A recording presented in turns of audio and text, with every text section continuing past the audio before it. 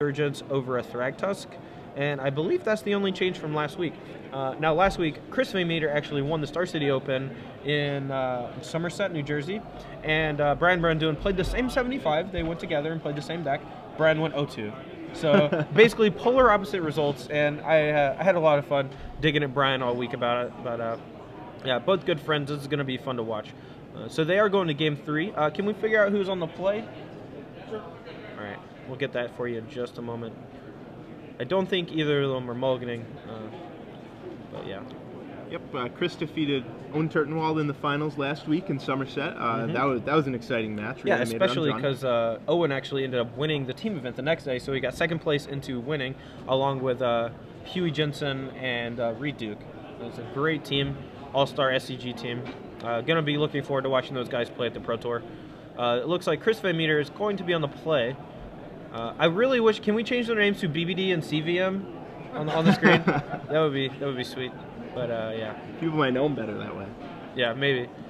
That's basically what I call them in my articles all the time. So yeah, so I think both players here are looking to do the same kind of thing.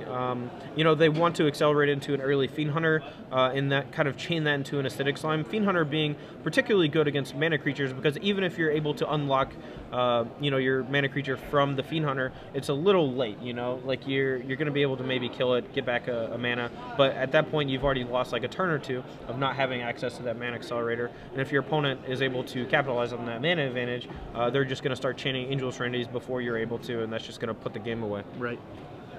So with Chris on the play, how much should it, well, I guess my real question is, how much of an advantage does the play have here? I think it has a lot, but I mean, it can go either way. It really just depends on the draws from both sides. I mean, Chris can have a no mana guy draw, and then having the play is mostly irrelevant, or even invalidated by a multiple mana accelerated draw from Brian. If Brian's able to go mana creature into Acidic Slime, and Chris just doesn't have a mana accelerator, then that's basically game over. But if Chris has, you know, a solid opener with a mana accelerator as well as an Acidic Slime or even a Fiend Hunter to slow down Brian, it's going to be pretty huge. Garrick Relentless also playing a huge role in the same regard, being able to come down, kill a mana creature, and then after that being able to just chain off, you know, Angel Serenities or Acidic Slimes after that. So. Right. And after board, each player will have access to 2 Garrick Relentless. Yeah, as well as 2 Deathrite Shaman. The Deathrite Shaman from Chris, not exactly a mana accelerator, and I think that that's important to note, is that I actually think that mana accelerators at this point are more important in the Junk Reanimator matchups than Deathrite Shaman. Since everyone is using Acidic Slime, not only that, but plus Fiend Hunter and Garrick Relentless, mana accelerators are just better than keeping your opponent off of Embarrass Rights. Right, the Reanimator deck, less of a combo deck now and more of just a mid-range value deck. Yeah. Looks like CVM actually doesn't have access to white mana here, which is a little unfortunate, and he has a Fiend Hunter in hand. He does have another Deathrite Shaman, so he's going to be able to keep Brian off of Embarrass Rights, but it looks like Brian, with his triple mana guy draw, he also has a Garrick Relentless in hand. Wow. This is going to get dirty quick. So I'm pretty sure Garrick's just going to come down, probably fight a Deathrite Shaman, but I wouldn't be surprised if he just made some wolves, since the Deathrite Shamans aren't particularly doing anything you know, interesting at the moment, and by killing one, he's not really giving himself the ability to do anything different. Like, you know, killing a Deathrite Shaman when they only have 1 in play turns on all your Embarrass Rights, but killing one when they have 2 in play doesn't accomplish all that much. Right. I was actually surprised he didn't just start chaining wolves out, especially since he had no Unburial Rights in hand. But it's possible he just wants to flip the Garrick, because having a flipped Garrick, not only do you have Death Touch wolves, so you're able to just trade off with things like Thragtusk or, you know, other creatures of that nature, but you're able to start searching for other things. But now, you know, and this is, you know, the Deathrite Shaman's able to actually just attack here, and now Garrick, you don't really want to sacrifice the Garrick just to go get 1 creature. I think if CVM had played like a Temple Guard and tap there, then I think having the ability to chain to go get Acidic Slime would have been huge, just to kill the white source and keep him off of Restoration Angels and things like that. But CVM looks like he's in a pretty bad spot. Yeah, CVM 3 white cards in hand. It looked like Resto, Serenity, and Fiend Hunter. Yeah. So it looks like Fiend Hunter is going to come down for Brian, exile the Deathrite Shaman.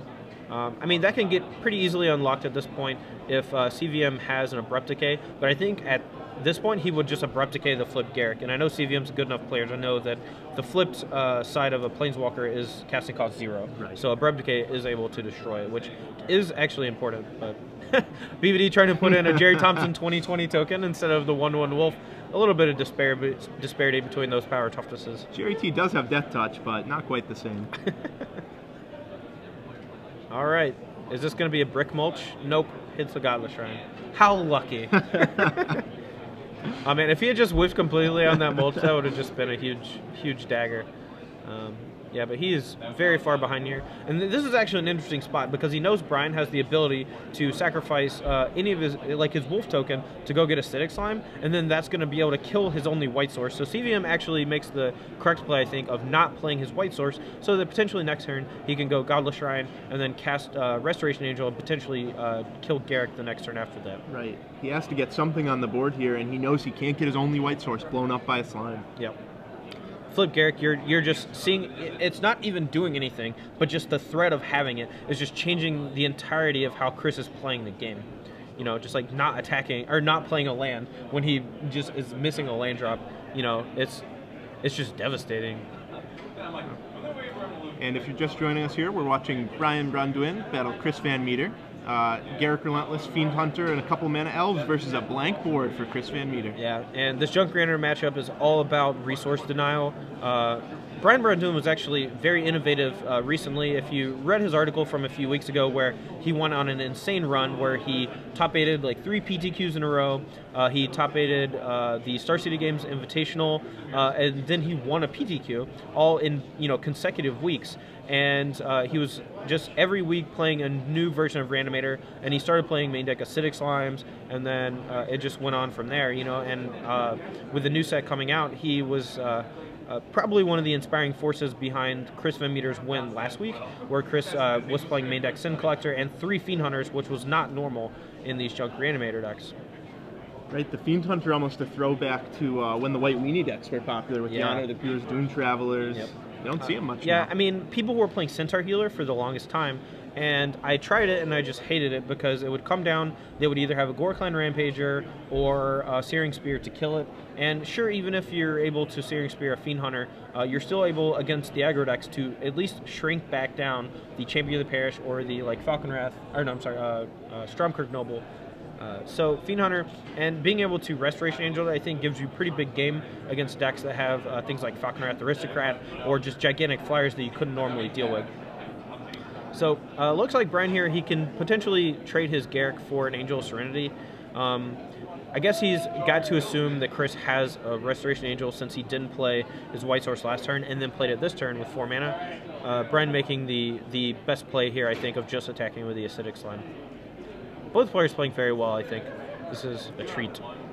Yeah, they know each other's deck list so well. They know what's important in the mirror match. Just 2 skilled players playing their decks. Yep. It's unfortunate that the 2 friends had to battle in the first round. So it's funny here. So Brian actually opting, instead of taking out the Restoration Angel with his blink on a Fiend Hunter, decides to blink the Acidic Slime to keep Chris off of white mana. Unbeknownst to him that Chris did have a Temple Garden in hand, but very low on life at this point. All he's got really going is the Acidic Slime. I'm pretty sure Brian's going to lock it up here.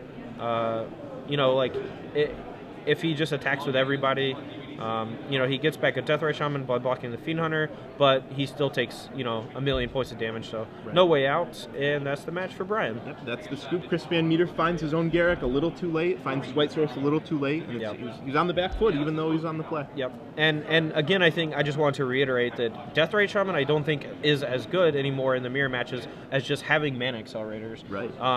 It rarely taps for mana. It's